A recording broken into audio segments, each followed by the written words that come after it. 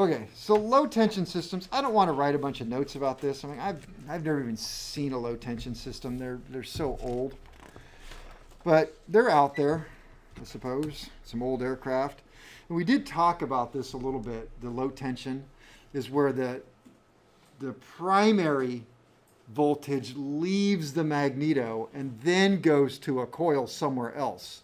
So it's got to travel through a wire all the way up next to the cylinder where the spark plug is, then go through a transformer, then into the spark plug. So that's a low tension. So it ultimately ends up being a high tension system for the spark plug, but leaves the magneto low tension, goes all the way up to an individual coil, and then sparks. Yeah. Since it has to go through so many places, is it the voltage drop like a high concern there? Yeah. So here, I'll just tell you what I had. So older high tension systems were plagued with problems. So the older ones, the high tension, they had flashover at high altitudes. So they just didn't have the materials that we have today to run high tension wires all the way up to the spark plug. So you can imagine you have your spark plug wire with 20,000 volts. Well, if it's not very strong, it's going to want to leave that. It'll arc against the cylinder wall or the crankcase or something else. They had all these problems with them, so they went to the low tension system. So let's see, yeah, so older high tension, they had flashover at higher altitudes. It would go the wrong cylinder, all kinds of problems. Capacitance and ignition leads. Ignition leads are wrapped with steel, so it's a capacitor, and so you'd have capacitance issues. So the leads would store a certain amount of energy, and they would get hot because of the capacitance in them, and that was kind of bad. Moisture created alternate paths, and various other things. So they used low tension systems to kind of keep these problems at bay. Not as good, but at least solve some of the high tension problems till later on when better materials were known and could manage the high tension a little bit better. So just remember that it came out of the magneto and then it would go to a cylinder where there would be a coil and then it would go to the spark plug. So if I had a 4-cylinder engine, how many coils would I have? How many spark plugs do I have in a 4-cylinder engine? 8. So how many coils would I have? 8. There you go. All right, we talked a little bit about starting systems. The magneto does not turn fast enough to start all on its own. It needs a little bit of help. And it gets its help from impulse couplings. Here I have 2 different impulse couplings. The one over here has riveted impulse couplings. This has snap rings. Notice the snap ring is quite obvious there. So when you're looking at yours, if it doesn't have that little ring right there with a little space, little snap ring, then you have the riveted type. And the riveted type are the older style. They would come undone and leave a mess in the engine, and that was bad. So those are the old type. But some aircraft use a shower of sparks system. And what a shower of sparks system does, as the name implies, it creates at the spark plug not one spark, but a whole series of them. So during a period of time, it's just going to rain down sparks. Just sparks just shooting out. Actually, it's just the plug's just going to fire continuously for a period of time. It's not a real long period of time, but instead of just one spark, it's going to provide a lot of sparks. So the way that works, and I probably don't need to get quite into the detail that I've prepared to go into. Let me see.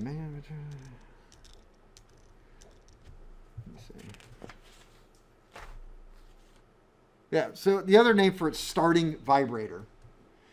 And it's kind of cool how it works, but I put this together to kind of help you see how this works. And I think there was a few things on here I didn't love, mistakes. I'm like, why would you do that?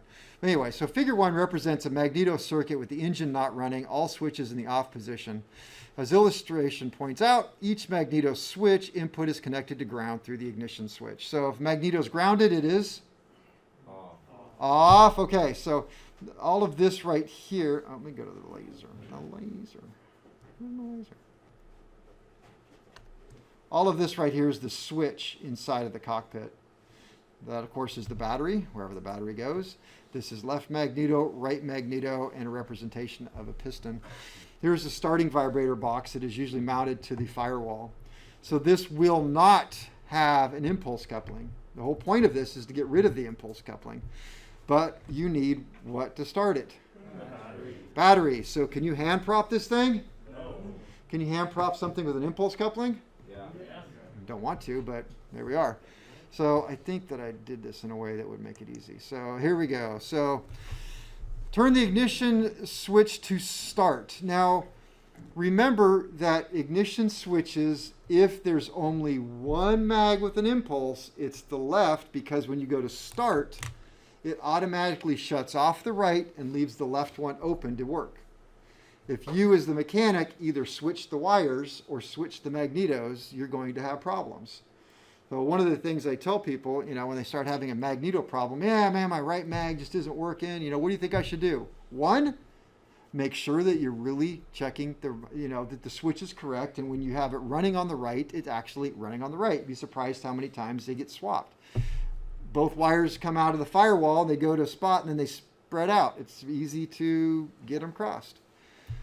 So, all right, start position lines illustrate the circuit path. The starter solenoid engages. That engages the starter motor and turns the crankshaft. The vibrator pulses flow to both contacts in the left mag but are shorted to ground. The right magneto is grounded through the ignition switch. So, all right, so we have battery voltage comes up, over, around, goes to the starting vibrator. Now, starting vibrator is kind of a cool little thing. If you really stop and look at what's going on there, it has a coil. A coil is an electromagnet. And so what happens as these points are held closed by a spring, if you will. I think I could draw it over here better. Let's see if I draw it over here. So it comes in, down, around. We got a capacitor. What do you suppose that's for? Prevent arcing. Okay, and then, let me see. So over, down. All right, so we just have a positive, negative. And these points right here, imagine, if you will, they're kind of held by a spring into the closed position. So they're held closed. And when I supply battery voltage, it's going to come up, through here, down, around, through the closed contact, because it's spring-loaded closed. Over here, through the coil, which is going to create magnetism, which will attract the switch and open it up. It opens it up. It kills as soon as it opens now, it kills the electromagnetism. So what happens to the switch? Spring pulls it back closed. So it starts again. And so that little switch just sits there and vibrates back and forth. That's what it does. All right, so now we have electricity constantly pulsing on and off. It's going to come up, go around through the switch, over here to, this is the cam right here. And there's two sets of points. You have the retard breaker points and the actual points. Let me see, at this point, I don't think it's doing anything because it hasn't gotten up here. It's just going through ground. So let me see, turn the ignition to start. So that is not doing anything. Let me see. There you go. When the crankshaft reaches full advance, oh, that's right. So the reason why it wasn't doing anything is because both points are closed because the cam is in the position where it's not ready to fire. So not ready to fire, I don't want it to kick back, so it can't fire too early. It's got to wait for a while. So here we come, and it's this point we should see the main contacts open up. This is 25 degrees before top dead center. Magneto's going, I'm ready to fire. But yet there's a second set of points in there that are saying, no, you're not. Because we are on the start switch and we're working the starting vibrator. And if you fire right now, it's going to kick back and it's going to destroy the starter adapter or break teeth off in the starter. So wait a minute, please. And so it's just going to wait. But meanwhile, the starting vibrator there's just going around, going to ground. And then what happens is the engine gets around to top dead center. It's going to open up the retard points. And this is what I don't like. What they put a capacitor here in series. I don't think that that's drawn correctly. So now we have battery voltage vibrating, change, right? It's kind of chopped DC, or it is chopped DC, goes through a coil, the primary coil. the primary coil is vibrating. It's getting DC, it's off. It's on, it's off. It's on, it's off. What is that doing? Creating electromagnetic in the primary coil that is expanding and collapsing across the secondary, which is then a transformer. So now we don't have AC going back and forth. We have DC that's on and off. It's the same thing, pretty much. So change, cutting across, and that is going to excite the secondary, which is going to, every time it does that, it's going to throw out another pulse, another spark. So there you go. And then once the engine starts, we should let go of the key, and it takes these retard breaker points out of the system. Right there, they're just open. There's nothing going to it. So they're open. They have no place to ground, and so they no longer have any effect on the magneto. The magneto now runs, and it goes off the regular points, and it allows the other one to open up and start working. So simple. Who thinks of these? I don't know. I think that was it. Yeah, that was it. That's how that little magneto tester I have, it uses three AA batteries to make the 90-volt neon lights light. That's so cool. It just chops it through a little vibrator. It looks like an electron tube with the case off. It's just a vibrator that goes back and forth. Chop the DC, put it through a little transformer, and send it to the lights. Nice. Okay, what kind of mag is this? Dual mag. It's a dual magneto. So what kind of engine is that? It's gray, so it's Lycoming. So you can see the back of it. There's no place for another magneto. You got a fuel pump. You got a the oil filter goes here. Prop governor goes here. Vacuum pump goes there. Tack drive. So they just put one right there. It has a funny identifier. This right here is IO360A1B6D. So it's kind of a mouthful to even say it, but it's a fuel injected, opposed.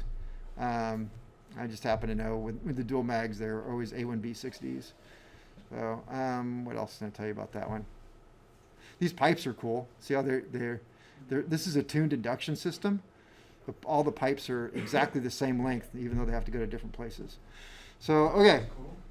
So is this going to have a starting vibrator? No. Why not? Because it has an impulse coupling. Very good. I normally would talk about spark plugs. I'm going to leave that to Larry. I believe he's actually covering that in second year. So we're going to let Larry do that, and how they operate, and long reach, short reach, all that good stuff. What's that? There's a couple Q&As on those. Because I was covering them. Heat rating and And I covered that. I covered ignition harnesses, but like I said, I realized that Larry is really doing a lot more of that, so I'm going to let him. So let's see. That's in. You can take off. So when I talk about spark plugs, I just have a couple of things that I really throw out there. I guess I have a second to do it. These are the different types. This is the massive. This is kind of the normal, whatever most people have. This is what the very rich people have with the fine wire. And this is what 152s use. 152s have the Lycoming 0235, and they foul plug so bad that they kind of came up with this one, I guess, for that reason. There's some service instructions too, and even how to operate these engines on the ground to try and keep them from fouling out the plugs. But so that goes in the 235s. My big pet peeve is people who use glass bead to clean spark plugs. Champion didn't give out the greatest information, and then this company called Tempest came along, and they made a spark plug, and they have some really good instructions and explained what happens when you use glass bead, because all the shops use it, and it's just so bad. Use glass bead to clean these things, to blast them. And what happens is the glass bead actually goes down in the very small hole. There's where the porcelain goes against the metal. It fits down in there and it stays there. And so it doesn't come out. And then you put it in your engine and you operate it, and the glass bead rolls out into your engine. So if you want glass in your engine, that's how you do it. And that's really harsh on engines. So I only use approved media to clean spark plugs. And also, you're not supposed to clean them until they look like they're brand new out of the factory. You just clean it until it gets the gunk off of it. People way over clean them. And when you over clean them, you actually get rid of some of the porcelain. You change the heat rating. It's bad. People are terrible at this stuff. There are long reach and short reach plugs. Some engine manufacturers actually mark color code that they're long and short reach. You just look at the threads. If you put a short reach plug in a short reach, you did good. If you put a short reach in a long reach, you messed up, but you didn't do any damage. If you put a long reach in a short one, best of luck to you, because it'll probably smash the end of the spark plug over the hole, and you have to buy a new cylinder and piston and maybe a new engine. So you don't want to do that. Also, the ends come in two different flavors, the 5/8, or they call it the all-weather 3/4 inch. Those are the big ones. What's the other thing? People always tighten the ignition leads up way too much. It's only like an eighth, finger tight plus an eighth of a turn is about it. Okay, so let me throw out a couple things for you. Inspection and maintenance. Let's see. I'm not going to write a lot. Magnetos usually call for 100-hour, 500-hour, and overhaul inspections. Sometimes the 100-hour are pretty small. 500-hour are pretty extensive, so you want to do a 500-hour. Most mechanics will recommend it, change out your impulse couplings at 500 hours. When the impulse couplings, like I said, when they break, they go in the engine, and it really ruins your day.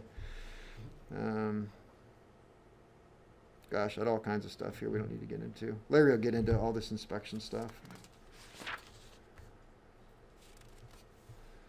Overhaul. Oh, everybody's had 309. You know what overhaul is. Ignition harness, spark plugs, massive shell threads, designators. Yeah, all this stuff. Larry will get into it. My gosh, I had a lot of things to say. Oh, I'll throw this out. You work on your own airplane? Yeah. Your club? When you pull the spark plugs, how do you put it back in? Take a little bit of that champion graphite, Yeah? put on the threads, Yeah? put them in the cylinder, turn by hand, Yeah. thread it, then we put a spark wrench over the spark plug socket over Yeah. the top of that, and tighten that down, and then torque that to the torque. It's like 280 inch-pounds or something. And then we 360 inch-pounds? 2 inches to do the leads. You know, one Yeah. to hold it still, the Yep, other to- one to hold it still. 8 tight, 8 more. What about this little copper thing right Oh, there? we changed those. The New ones? on. Yeah, put new ones on. Good. Buy by the box. Yeah. Okay, these things are pennies a piece, and a lot of mechanics won't change them. Just anneal them. They just anneal them. Just make it look new. And so what you do to it, because in theory, when you it's a gasket, and so when you tighten this spark plug, it's 360 inch-pounds on a Continental and 420 on Lycomings, 420 or 480. And so it crushes it, right? And then it work hardens, and then it doesn't take a seat the next time. So you throw them away and you buy a new one. Except some mechanics are like, well, why throw them away? You can anneal them. And so to anneal something means you add basically the slip planes back into it. You make it soft again. And so what you do is you take a torch and you heat it. You put them all on a piece of welding rod. And you heat these things up till they glow cherry red. And you dip them in some water, and then they're annealed. That's really cool. If you can find any FAA publication that says you can do that, I would be very interested to talk to you. So again, the pennies that you're saving are not worth my license certificate, really. So that's my pet peeve. That's my.